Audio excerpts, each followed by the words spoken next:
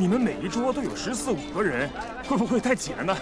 挤什么呀？又不是要你来做。三角豹正在和酒店老板砍价，他是个打拼多年的黑帮小人物，身上有着这个时代最缺乏的忠义精神，也因为过于信奉义气2个字，多年来浑浑噩噩，一事无成。在香港经济低迷的大背景下，叱咤风云的黑道日渐没落，靠打架斗狠就能吃饱饭的日子已经过去。如今这个黑帮都不好混的世道，普通人更是在夹缝中艰难的求生。故事的另外2个主角也身份各异。特丽莎是个银行柜员，但随着时代的巨变，不善言辞的她被迫转任为银行的投资顾问。因为无法昧着良心游说顾客投资高风险产品，特丽莎的业绩一直垫底，遭到主管的冷嘲热讽更是家常便饭。和这2位比起来，张正芳有份体面稳定的工作，他是西九龙重案组的高级督察，尽管薪水还算可观，但在寸土寸金的香港，想要购置房产仍是杯水车薪。3个身处不同阶层的人在时代背景下都同样渺小，他们各自挣扎以期在高压之下得以生存。逼仄如鸟笼的老旧合租楼里，一起持刀伤人案骤然发生。张方正接到报警后赶到现场，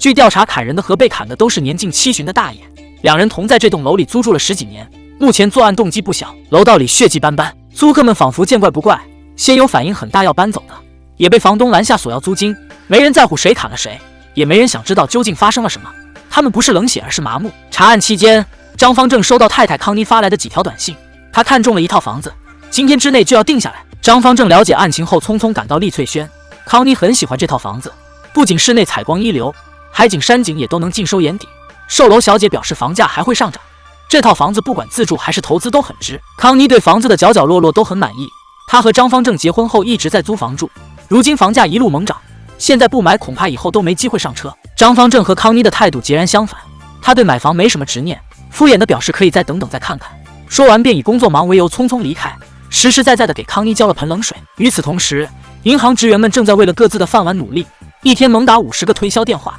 只要有1个人被忽悠到，他们就不算白干。特丽莎这个月照例业绩垫底，主管已经懒得点她的名，再这样下去就要面临失业。特丽莎只能抓住各种机会推销基金，老客户中枢到银行存钱。俗话说，越有钱的人反而越抠门，中枢就是典型的守财奴，靠放贷赚得盆满钵满，身价1000万，但该薅的羊毛一点也不手软。特丽莎本想向中枢推荐基金，结果反被这老狐狸推销了信用卡。特丽莎的第2个客户是投资小白娟姐，娟姐抱怨银行的利息太低，特丽莎向她介绍了比较适合小白的稳健基金，娟姐却表示钱越来越不经用，并主动提出只要能多赚点钱，冒点风险也不是不可以。特丽莎正犹豫时，发现主管正用吃人的眼神盯着自己，便咬了咬牙，昧着良心向娟姐推荐了高风险的新基金。一番操作后，成功忽悠到了娟姐。特丽莎的第3个客户是康妮，她思来想去，还是决定瞒着张方正卖掉股票，拿100万付首付。特丽莎表示股票正在上升期，现在卖掉实在可惜，或许康妮可以考虑把股票抵押给银行进行贷款，月供4万4，2年内还款，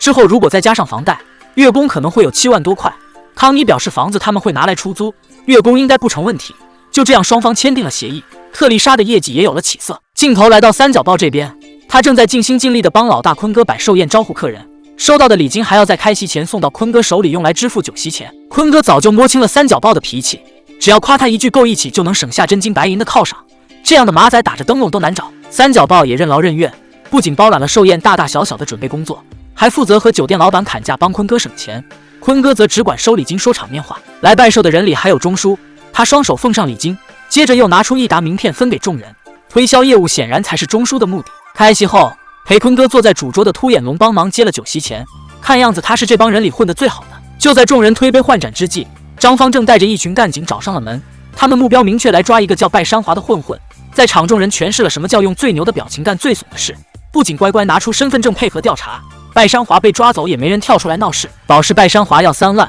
义字当头的三角豹再次主动揽下这件事，但他身上的钱百寿当晚就都借给了拜山华，三角豹只能带着小弟找转行的老伙计们筹钱。几人先找了拜山华开饭馆的表哥，等了一天，总算从对方手上拿到1万。接着他们又找到收破烂的阿森，一番软磨硬泡后，阿森看在他的面子上帮忙凑够了3万。三角豹将拜山华保释了出来，结果抽根烟的功夫就被东九龙分局的人抓了起来。拜山华的2个小弟纷纷退出，三角豹只能垂头丧气的继续想办法筹钱。走投无路的他找到了秃眼龙，秃眼龙果然今非昔比，他叼着雪茄坐在私人办公室，得知三角豹的来意后，叫来长腿女秘书，让他联系律师，分分钟搞定了拜山华的事。秃眼龙表示打打杀杀那套已经过时，现在要赚钱靠的是头脑。他带三角豹看了自己的生意，就是盯着股市以小博大，运用少数保证金撬起 N 倍本金进行炒股，秃眼龙之前一直做的是内地盘，如今想要转战香港，邀请三角豹一起发财。三角豹乐呵呵的答应，当晚便开始下功夫研究股市行情，分析明天的股市会是大升的局面。这时，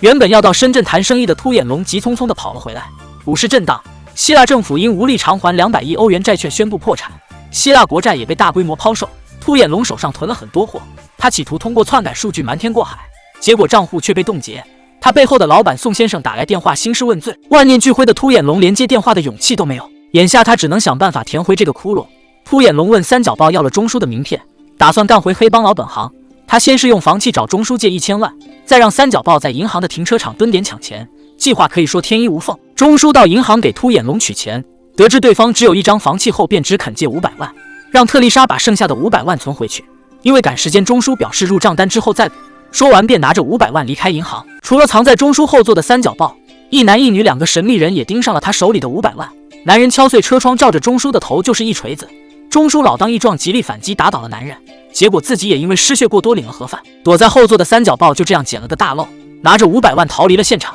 不一会儿，特丽莎发现了钟叔落在桌上的手机，她匆忙追了出去，却在地下停车场看到了死亡的钟叔。特丽莎想到了那笔没有做入账单的500万，心底顿时生出了贪念。另一边，张方正的父亲身患癌症，命不久矣，而他也得知自己竟还有个同父异母的妹妹。于心不忍的康妮决定把妹妹留在身边照顾，两人也因此再起争执。紧接着时间线统一，3个主角都走到了人生的岔路口，也都做出了自己的选择。三角豹拿着钱和秃眼龙会合，两人很快被人盯上，接着又被强制带到了宋先生面前。宋先生根本看不上这500万，他拿着锥子捅穿了秃眼龙的胸口以示惩戒，接着云淡风轻地表示马上去医院还来得及，最后把500万扔给了2人，让他们去赚5000万回来。三角豹打算带秃眼龙去医院，对方却一心想要翻身，被扎了个对穿，仍坚持先去买股票。与此同时，张方正接到报警后对钟叔案进行了调查，在和特丽莎确认钟叔是否取走1000万后，他回答了是。警方并未起疑，继续调查，确认了一男一女的身份。女人是钟叔财务公司的员工，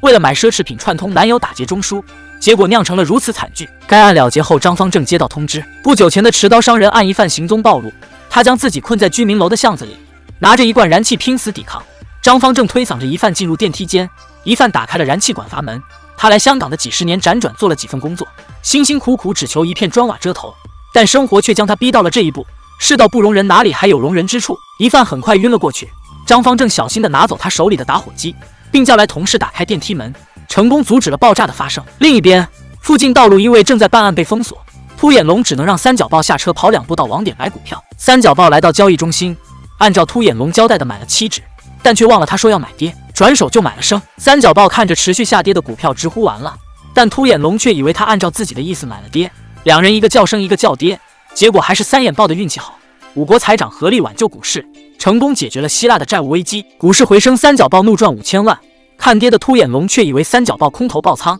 急火攻心领了盒饭。三角豹兴冲冲地跑回来报喜，结果就看到了横尸街头的秃眼龙。另一边，因为股市动荡，康妮抵押给银行的股票跌了很多，他来到售楼中心希望能退掉房子，却被告知要赔100万的违约金。康妮欲哭无泪，恰好电视上正在播放张方正拘捕疑犯被困电梯的新闻，康妮的心提到了嗓子眼，他顾不上再谈房子，急匆匆地赶到了现场，看到安然无恙的张方正后喜极而泣。晚上，康妮和张方正来到售楼中心解决房子的事，却被告知有内地客看中了他们的房子，愿意加50万买下，还是付现金的那种。这对夫妻俩来说无疑是个好消息，仅一天他们就经历了大起大落，这或许也是时代的悲哀。另一边，特丽莎递交了辞呈，整个人都显得十分轻松，变成千万富翁的三角豹则买了支古巴雪茄犒劳自己，两人在喧闹的街头擦肩而过。